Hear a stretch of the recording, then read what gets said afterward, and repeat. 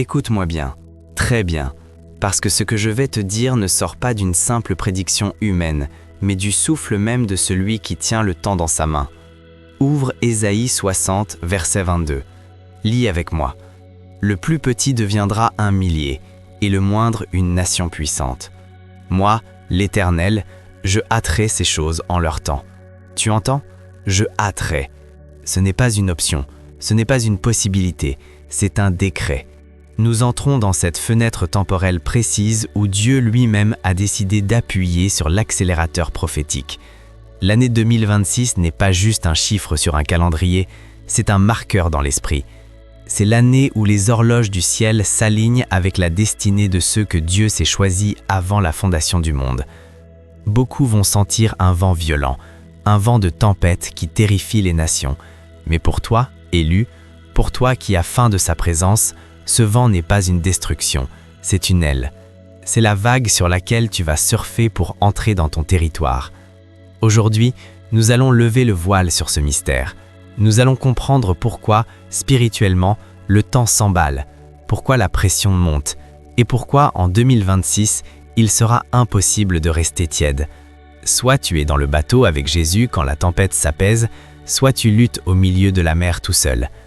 Si ton esprit est en train de s'éveiller, si tu sens que cette parole remue quelque chose de profond dans tes entrailles, arrête tout. Laisse un commentaire avec le mot « accélère ». Montre que tu es prêt pour ce qui vient. Et si tu ne veux pas manquer le prochain message pour ton âme, abonne-toi à Mystère divin des élus. Ton cercle de destinée t'attend. Ouvrons la parole. Matthieu 24, versets 7 à 8. Jésus ne mâche pas ses mots. Il dit « Une nation s'élèvera contre une nation et un royaume contre un royaume. Et il y aura, en divers lieux, des famines et des tremblements de terre. Tout cela ne sera que le commencement des douleurs. » Regarde autour de toi. Les tremblements de terre secouent la terre comme jamais. Les guerres ne sont plus des conflits lointains, elles frappent aux portes de l'Europe. La morale s'effondre comme un château de cartes. Ce que nous voyons aujourd'hui, ce sont les contractions. Et dans l'esprit, quand une femme est sur le point d'accoucher, les contractions se rapprochent, elles s'intensifient. C'est exactement ce qui se passe spirituellement. Pour les élus, 2026 est l'année de l'accouchement de la destinée. Ce qui était en gestation depuis des années, parfois dans le secret, parfois dans la souffrance, va soudainement sortir à la lumière. L'apôtre Paul, dans Romains 8, verset 19, nous révèle un mystère puissant. Aussi, la création attend avec un ardent désir la révélation des fils de Dieu. La création ne peut pas attendre, elle crie, elle gémit. Pourquoi? Parce qu'elle sait que les élus doivent se lever pour que l'ordre divin soit rétabli. En 2026, cette révélation des fils ne sera plus discrète, elle sera publique. Les fils vont se distinguer de la masse. Comme un troupeau que le berger sépare des boucs, la distinction sera claire, visible, presque choquante. Ce n'est pas le temps de jouer à l'église, ce n'est pas le temps des spectacles religieux, c'est le temps de la manifestation de la puissance. Le monde n'a pas besoin de beaux discours, il a besoin de voir des hommes et des femmes marcher comme Christ a marché. Il a besoin de voir des colonnes de feu dans la nuit spirituelle. Il y a un principe dans la physique que les ingénieurs appellent la pression différentielle. Quand un avion accélère pour décoller, les passagers sentent une force qui les plaque contre leur siège. C'est une sensation inconfortable. Pourtant, sans cette pression, l'avion ne peut pas vaincre la gravité. Il resterait cloué au sol. C'est exactement ce qui arrive à l'élu en 2026. Beaucoup d'entre vous se plaignent « Je sens une lourdeur, je sens une oppression, je n'arrive pas à prier comme avant, je me sens embrouillé. » Écoute-moi bien, ce que tu appelles une attaque, Dieu l'appelle peut-être un entraînement. Regarde l'exemple de Joseph. Ce jeune homme avait un rêve, Dieu lui avait montré des gerbes qui se prosternaient. Mais entre le rêve et le trône, qu'est-ce qui s'est passé? Une accélération? Non, une fosse, une prison, un oubli. Pourtant, la Bible dit dans Psaume 105, verset 19, « Jusqu'au temps où arriva ce qu'il avait annoncé, la parole de l'Éternel l'éprouva. » La parole sur ta vie doit être éprouvée. La vitesse à laquelle tu montes est proportionnelle à la pression que tu as supportée dans le silence. En 2026, beaucoup vont sortir de leur prison comme Joseph pour gouverner. mais ceux qui n'ont pas appris à régner sur leur cœur en prison ne sauront pas gouverner au palais. C'est pourquoi l'accélération élimine les impuretés. Elle secoue l'arbre pour faire tomber les fruits pourris. Ceux qui trichaient, ceux qui vivaient dans le compromis, ceux qui servaient Dieu du bout de lèvres vont se retrouver exposés, non pas par méchanceté, mais par un acte de purification.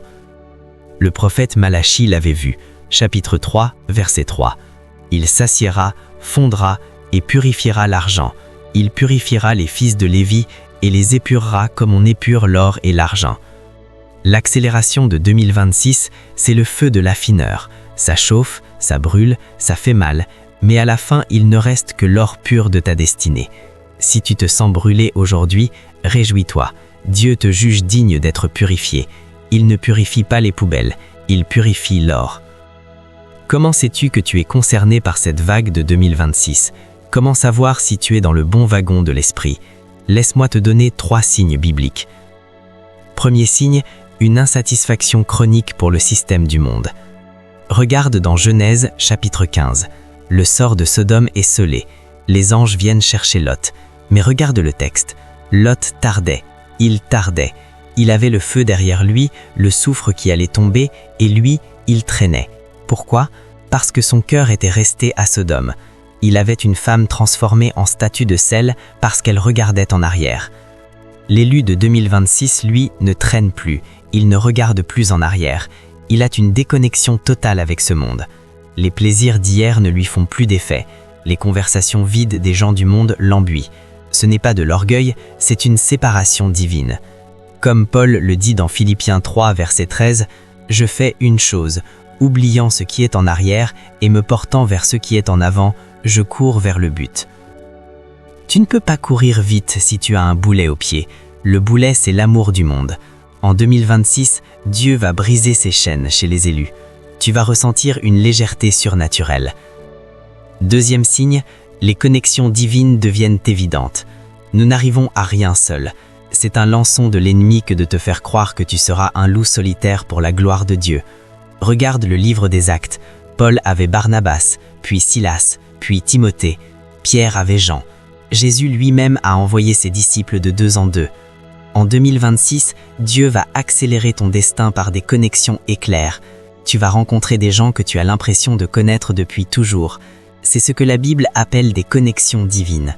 Souviens-toi de Jonathan et David. Dès qu'ils se sont vus, leurs âmes se sont liées. Ce n'était pas logique humainement. Jonathan était le fils du roi, David un berger. Mais Dieu avait planifié cette rencontre pour préserver la lignée messianique. Si tu rencontres soudainement des personnes qui croient en toi, qui investissent en toi sans arrière-pensée, sans jalousie, sache que c'est un accélérateur. Ne le rate pas. Parce que ce qui est arrivé à Ruth avec Boaz va arriver à toi. Elle est arrivée comme une glaneuse pauvre et elle est repartie dans la généalogie de Jésus. Pourquoi? Parce qu'elle a su reconnaître la connexion divine et qu'elle s'est attachée. Troisième signe, une envie irrépressible de prier. Ça paraît simple, mais c'est le signe le plus puissant. En 2026, les élus ne prieront plus par routine, mais par nécessité. L'apôtre Paul dit dans 1 Thessaloniciens 5, verset 17, « Priez sans cesse ». Mais comment prie-t-on sans cesse quand on travaille, quand on dort, quand on vit? C'est un état, c'est une conversation continue. C'est comme un smartphone connecté en 5G. Avant, on avait le 3G, ça ramait, ça mettait du temps. Maintenant, la connexion est instantanée. En 2026, l'élu va vivre en 5G spirituel. Ta connexion avec le Père sera si rapide que tu auras la réponse avant même d'avoir fini ta phrase. Ésaïe 65, verset 24. « Avant qu'ils m'invoquent, je répondrai. Ils parleront encore, que je les aurai déjà exaucés. » C'est ça l'accélération. Dis-moi, est-ce que ta vie de prière est en train de changer? Est-ce que tu te surprends à parler à Dieu en conduisant, en cuisinant, en marchant? Si oui, tape feu dans les commentaires. Le feu de l'autel brûle en toi. Et si ce message te fortifie, n'oublie pas de partager cette vidéo. Que tes amis élus entrent aussi dans cette dimension. Je veux t'emmener dans un passage puissant. Apocalypse chapitre 3, versets 7 et 8. C'est Jésus qui parle à l'église de Philadelphie. Voici ce que dit le Saint, le véritable, celui qui a la clé de David, celui qui ouvre et personne ne fermera, qui ferme et personne n'ouvrira. Je connais tes œuvres. Voici, j'ai mis devant toi une porte ouverte que personne ne peut fermer. Pour 2026, la parole prophétique est claire. C'est la saison des portes irréversiblement ouvertes. Tu as frappé à des portes pendant des années, des portes d'emploi, des portes de ministère, des portes de famille. Elles restaient closes. Tu as vu des gens moins compétents que toi passer devant toi. Tu t'es demandé, Seigneur, pourquoi moi? Pourquoi je stagne? Écoute la réponse de Dieu. Il ne t'a pas oublié. Il préparait la clé. Pas n'importe quelle clé. La clé de David, celle qui ouvre les portes royales. En 2026, Dieu va ouvrir des portes que l'ennemi a verrouillées depuis ta jeunesse. Ces portes, personne ne pourra les refermer. Pas le diable, pas tes ennemis, pas les critiques, pas les méchants. Ce que Dieu ouvre, l'homme ne peut pas le fermer. Regarde l'exemple de Pierre dans Acte 12. Il est en prison, enchaîné entre 2 soldats, gardé par 16 soldats. La porte est en fer. Rien d'humain ne peut le sortir de là. Mais soudain, l'ange arrive, les chaînes tombent et la porte de fer s'ouvre d'elle-même devant eux. C'est ça 2026. La porte de fer de ta vie va s'ouvrir d'elle-même. Tu n'auras pas besoin de forcer. Tu n'auras pas besoin de soudoyer. Tu n'auras pas besoin de pleurer. La faveur de Dieu va marcher devant toi. Mais il y a une condition. Regarde le verset 8. Je connais tes œuvres. La clé, c'est ta fidélité dans les petites choses. Jésus dit dans Luc 16, verset 10, « Celui qui est fidèle dans les moindres choses l'est aussi dans les grandes. » Si tu as été fidèle à gérer la frustration, fidèle à garder ton cœur pur, fidèle à donner même quand tu étais dans le besoin, fidèle à louer dans la douleur, alors prépare-toi. La petite porte que tu gardais va s'ouvrir sur une grande moisson. Pour que tu comprennes bien ce qui va se passer en 2026, il faut regarder la méthode de Dieu. Dieu ne fait jamais rien au hasard. Dans le calendrier hébraïque, il y a 3 fêtes principales qui préfigurent l'œuvre du Messie. Elles correspondent à 3 temps dans ta vie spirituelle. 1. Le temps de la Pâque, la délivrance. C'est le temps où l'agneau est sacrifié, où le sang est appliqué sur les linteaux des portes. Beaucoup d'entre vous ont vécu leur Pâque ces dernières années. Dieu t'a sorti d'Égypte, il t'a sorti du système, du péché, de l'esclavage. Mais la Pâque n'est pas la destination. Trop de chrétiens restent plantés à la Pâque. Ils célèbrent la délivrance, mais n'entrent jamais dans l'héritage. 2. Le temps de la Pentecôte, la puissance. C'est le temps où la loi a été donnée sur le Sinaï, et dans le Nouveau Testament, c'est le temps où le Saint-Esprit a été répandu. En 2026, les élus vont vivre une nouvelle Pentecôte personnelle. Pas pour faire du bruit, mais pour recevoir la puissance de témoigner. Pour pouvoir porter le fardeau de la gloire à venir. Sans cette onction, l'accélération te briserait. La puissance est là pour t'encadrer, pour te soutenir dans la course. 3. Le temps des tabernacles, la gloire. C'est la destination. C'est le temps où Dieu habite pleinement au milieu de son peuple. C'est la moisson finale. C'est le moment où tu ne travailles plus, tu célèbres. En 2026, pour les élus, c'est un avant-goût des tabernacles. Tu vas expérimenter des moments de gloire si intenses que tu auras envie de dresser des tentes comme Pierre sur la montagne de la Transfiguration. Mais souviens-toi, pour atteindre la gloire du tabernacle, tu dois passer par le jardin de Gethsémanée. Il n'y a pas de couronne sans croix. L'accélération vers le haut passe par un creux, une vallée. Mais cette vallée, tu la traverses en courant, pas en rampant, parce que l'esprit te soulève. Si tout s'accélère, les obstacles deviennent aussi plus visibles. Satan n'est pas stupide, il sait qu'il a peu de temps. La Bible dit dans Apocalypse 12, verset 12, « Malheur à la terre et à la mer, car le diable est descendu vers vous, animé d'une grande colère, sachant qu'il a peu de temps. » Plus tu t'approches de ta destinée, plus la bataille fait rage. Mais bonne nouvelle, la bataille ne fait pas rage parce que tu vas perdre, elle fait rage parce que tu vas gagner. L'ennemi ne se fatigue pas à attaquer une maison vide, il attaque le trésor. En 2026, il va y avoir 3 obstacles majeurs que les élus devront franchir par la foi. L'obstacle du découragement et du regard en arrière. Nous l'avons vu avec la femme de Lot.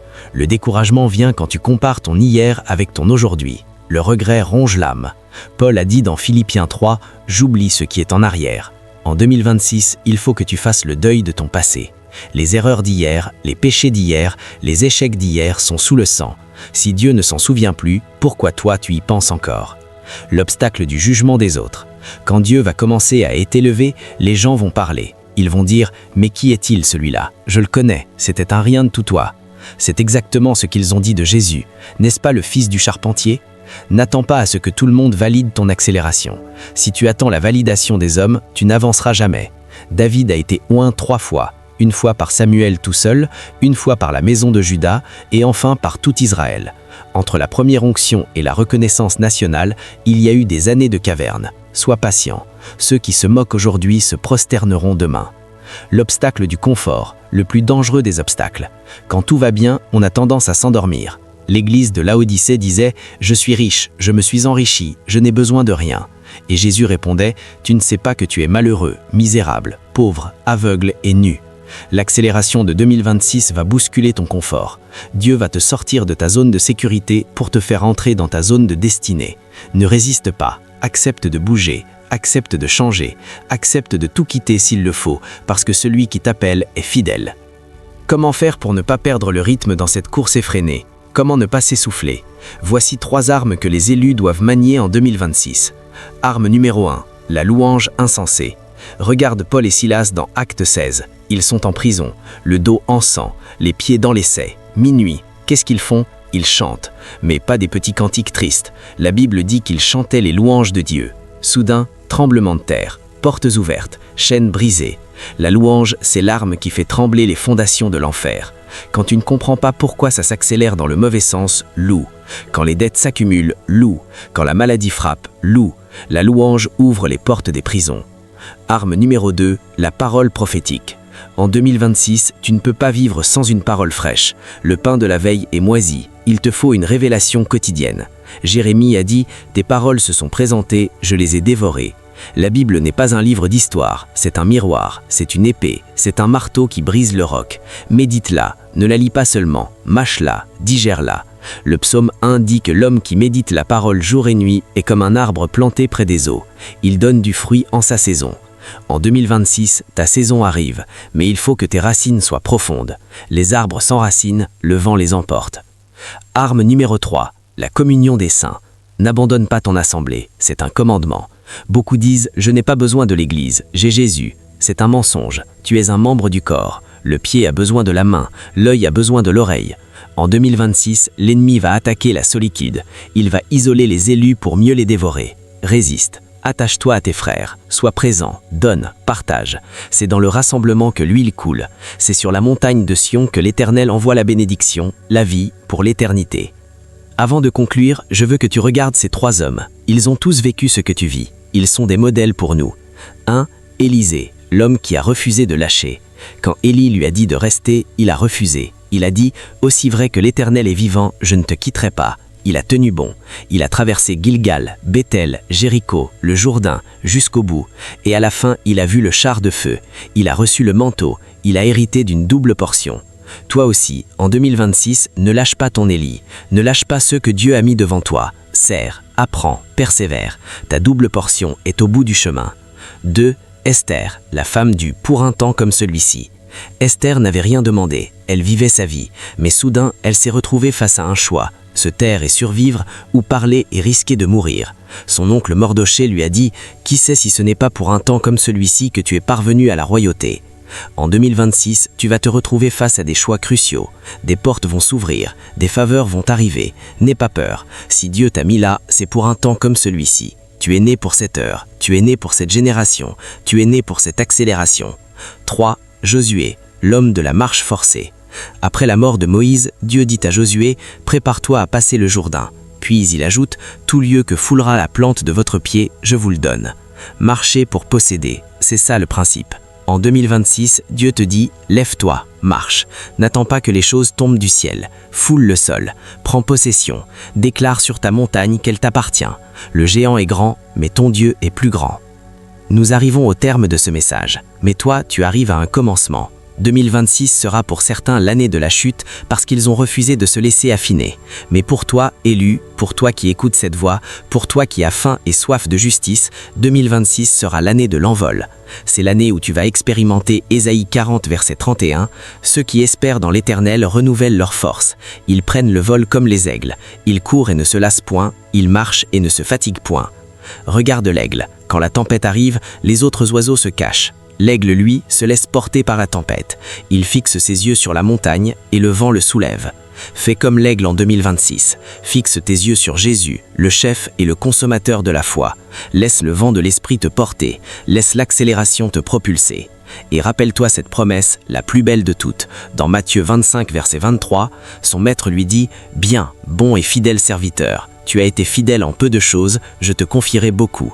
Entre dans la joie de ton maître. » C'est cette joie que je te souhaite. une joie qui dépasse les circonstances, une joie qui vient de la présence de celui qui t'a choisi, qui t'a appelé et qui te propulse en avant. Maintenant, c'est ton tour. Si cette parole a allumé un feu dans ton cœur, ne le garde pas pour toi. Laisse un commentaire. Dis simplement « Je suis prêt pour 2026 ». Montre que tu es de la génération qui ne recule pas. Montre que tu es de la race des élus. Et si tu veux continuer ce voyage